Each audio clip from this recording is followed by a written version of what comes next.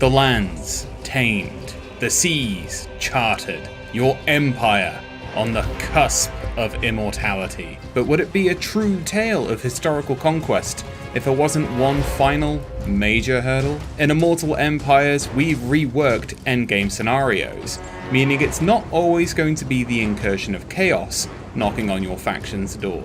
These scenarios will push your empire to its limits, making you fight to the very last to survive.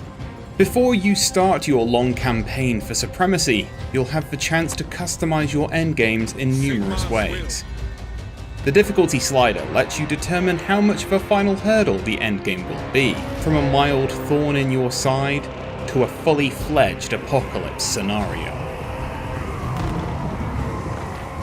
The early warning timer lets you decide how much time you have to plan for the endgame, or if you'd rather that the scenario be dropped on you out of the blue, sending your empire into chaos.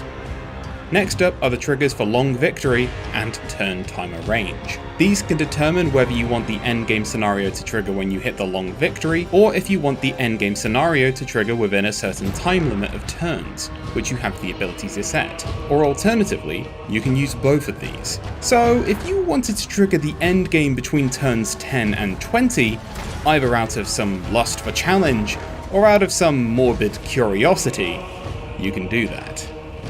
Lastly, there are the scenarios you can pick from, selecting either one of these to guarantee that endgame, or a collection for the game to choose from to spring on you at the end. Let's take a look at these final major challenges.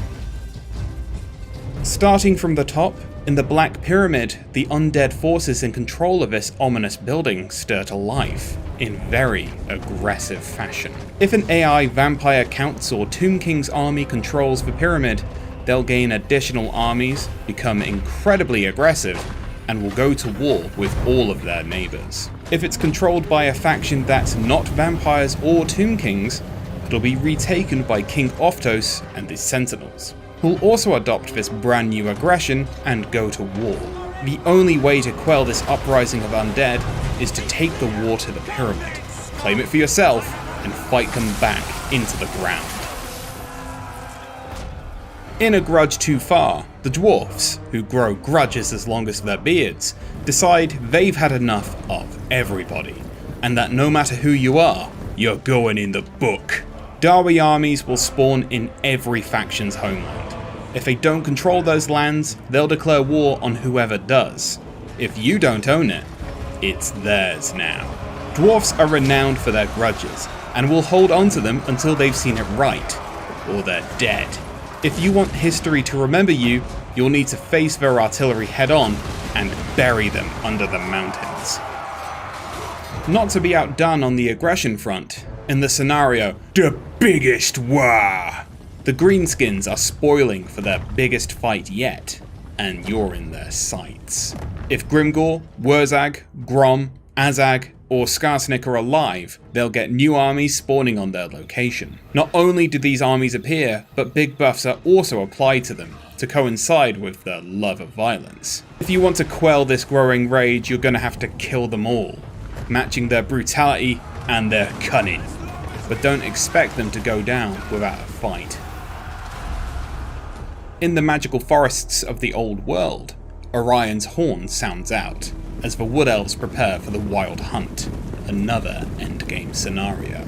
The major forests all spawn hostile Wood Elf armies, ready to declare war on the world. The armies gain buffs to recruitment, replenishment, upkeep, leadership, and most threatening of all, their ammo capacity is doubled.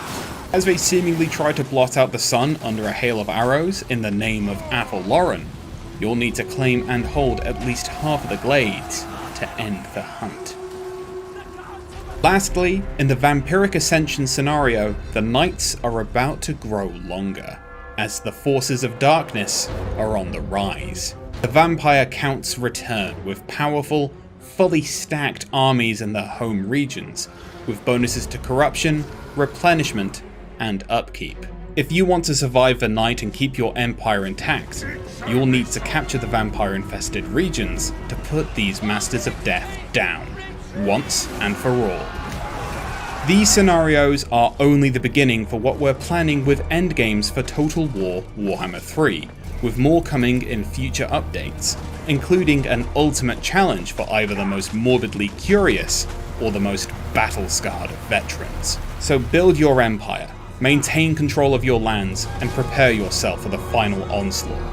The endgames will put all that you've built and all that you've learned to the final test. For more information on endgames and Immortal Empires, don't forget to check out the blog.